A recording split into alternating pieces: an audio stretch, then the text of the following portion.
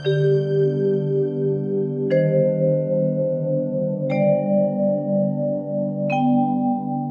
बात है पिताजी, आप परेशान दिखाई दे रहे हैं। नया राजा बावला है। क्यों?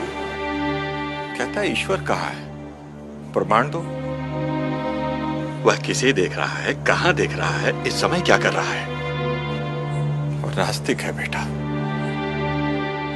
जो कल तक किसी ने उत्तर नहीं दिया तो वह सारे मंदिरों से मूर्तियां हटवा देगा। बस इतनी सी बात और इतनी चिंता। बेटा बड़े बड़े विद्वान। पिताजी, आप कल मुझे राजा के पास ले चलिए, मैं उनके प्रश्नों का उत्तर दूंगी।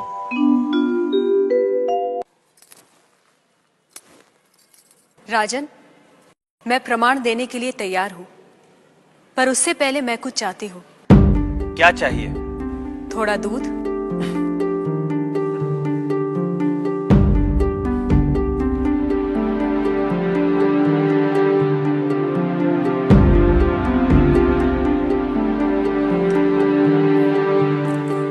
राजन, इस पात्र में आपको क्या दिखाई दे रहा है? दूध? क्या दूध के अलावा कुछ और दिखाई दे रहा है? नहीं। पर मुझे तो मक्खन भी दिखाई दे रहा है। क्या आपको मक्खन दिखाई दे रहा है?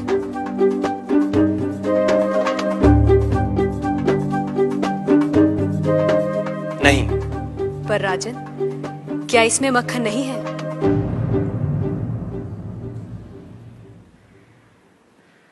है। जैसे दूध के कण कण में मक्खन है, मक्खन के कण कण में घी है, वैसे ही ईश्वर सृष्टि के कण कण में भिन्न भिन्न रूपों में है, जो है पर दिखाई नहीं देता। जैसे दूध से मक्खन पाने के लिए उसे मथना जरूरी है, उसी तरह वेदांत के श्रवण, वेदांत का मनन और उसके निहितार्थ पर निरंतर ध्यान के द्वारा ही ईश्वर का अनुभव किया जा सकता है। राजन, क्या आपके पहले प्रश्न का उत्तर आपको मिल गया? मैं मान लेता हूं, पर वो किसे देख रहा है, किस ओर देख रहा है? क्या मुझे एक जलती हुई मोमबत्ती मिल सकती है? राजन, ये रहा आपके दूसरे प्रश्न का उत्तर।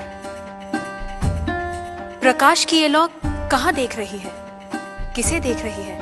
ये सभी को देख रही है। सभी और देख रही है। राजन, जिस तरह इस मोमबत्ती का प्रकाश चारों ओर फैला हुआ है, उसी तरह ईश्वर की चेतना चारों ओर फैली हुई है, और उसी चेतना के कारण हम चलते हैं, बोलते हैं और सुनते हैं। जैसे ये प्रकाश सभी ओर देख रहा है, वैसे ही ईश्वर सभी ओर देख रहा है।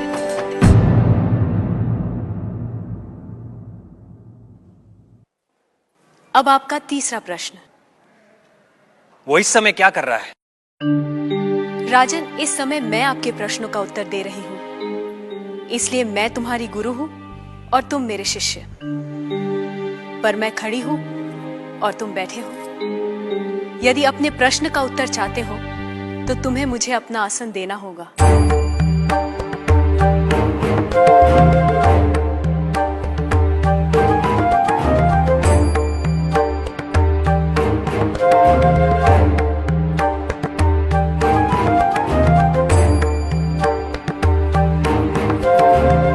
राजन, ये रहा तुम्हारे तीसरे प्रश्न का उत्तर। कुछ देर पहले आप सारे मंदिरों से मूर्तियां हटवाने का विचार कर रहे थे। इस समय आप ईश्वर के बारे में फिर से विचार करने लगे हैं। आप मेरे स्थान पर खड़े हैं और मैं आपके सिंहासन पर बैठी हूं। इधर एक राजा को सामान्य नागरिक का स्थान और एक सामान्य नागरिक को राज सिंहासन दे सकता है, ये आप देख रहे हैं। आप मेरे स्थान पर और मैं आपके स्थान पर बैठी हूं। ईश्वर इस समय ये करवा रहा है, उस अनंत और असीमित शक्तियों के स्वामी, जिसने ये सुंदर, अद्भुत, विस्मयकारी और महान संसार रचा है, जिसमें सूर्य, चंद्र, तारे, ग्रह, नक्षत्र अपने अपने स्थान पर स्थिर और गतिमान है, जिसके कण कण में एक व्यवस्था है। ऐसे शब्दों और ज्ञान से परे ईश्वर के लिए क्या संभव है?